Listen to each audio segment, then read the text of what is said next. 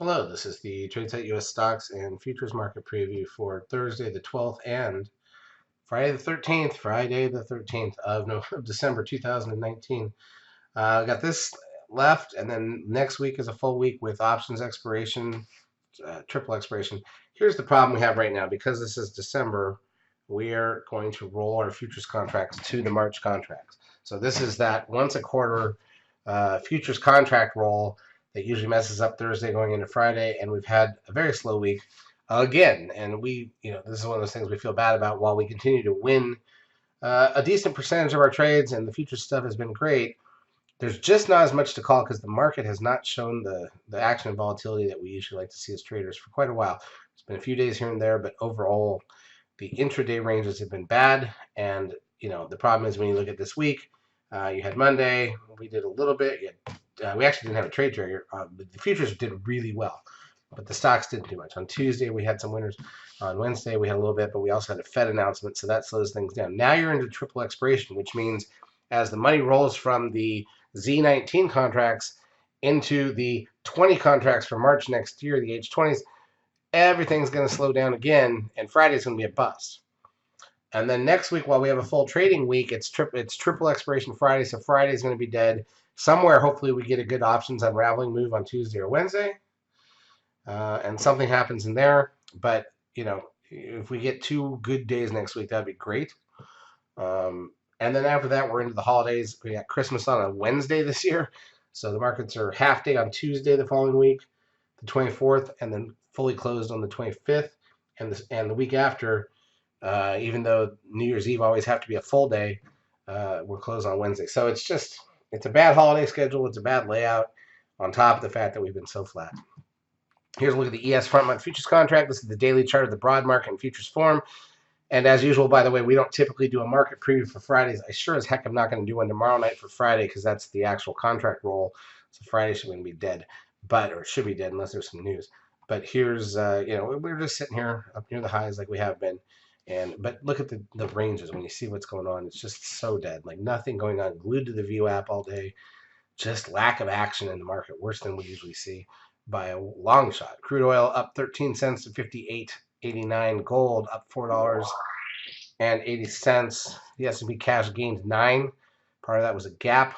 By the way, we know we have those sell signals operating on the monthly chart. Let me go back to that real quick because we haven't looked at it during the week. But we have that 13 sell signal. We're still well under the risk line.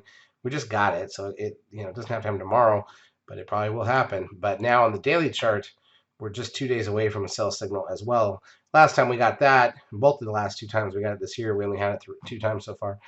We did drop a little bit right off those risk lines before we finally recovered. So just be aware of that. We got a lot going on here, looking for those market reversals. But what I really care about is market action. Volatility range, just movement, something going on. NASDAQ up 48.32. That sounds big, but it's not. The SOX up 38 point something. By the way, that's now 12 candles up towards the new 13. Sell signal there. Biotech's down 24.54, but hanging near the highs. Russell 2000 up 21 cents. Doesn't even matter. The VIX loses back 69 cents. It's back up at least to 14.99. The trend closes at 1.35. That puts the 10-day at 1.02. NASDAQ volume, weakest we've seen in weeks.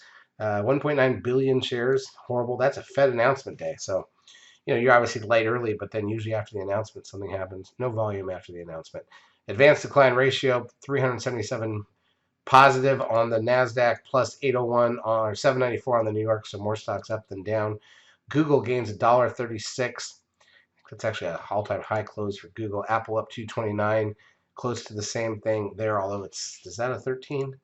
Almost to a 13 sell signal on the daily chart of Apple. Netflix up $5.81. Still more near lows than highs. Amazon up 9.51, closer to lows for the year than highs. Tesla up 386, closer to the highs of the year. Facebook gains $1.39. Goldman Sachs down 69 cents. Remember, there's a 13 sell signal there in place on Goldman Sachs. TLT, the 20-year bond ETF, up about $1.09. The Dow Jones Industrials up 29.58, and that's it. Now, if we look at the intraday action, 5-minute candles, and we'll slide around a bit because we've done Monday, Tuesday, Wednesday so far this week. It's all the same. Nothing goes on. This is the problem with the market. Continues to be the issue. There's gaps. There's whatever, but the actual action, if you look at it from Monday till today, you're basically stuck in this narrow range. I mean, you get a little gap, you fill it immediately, and then the rest of the day, nothing happens. And this continues to be the problem. NASDAQ side's not any better. I mean, just very narrow, sitting right where, by the way, this week closed essentially at Friday's close. So we haven't gone anywhere so far this week at all.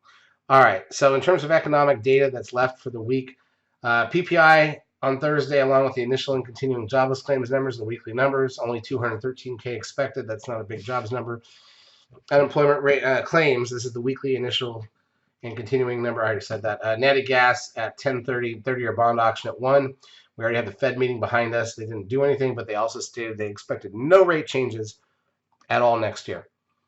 Keep in mind that a year ago they said they were going to hike rates in 2020. They ended up lowering them. So take that with a grain of salt as usual. On Friday, an hour before the bell, retail sales, import-export prices, 30 minutes into the market, business inventories. That's what we have left. But the problem remains triple with the move from the December to the March contracts and futures. And that will slow everything down. Charts as usual brought to you by eSignal. If you've not yet taken a trial of our services, feel free to do so. We will help you out for a couple of weeks. Have a great trading rest of your week and a good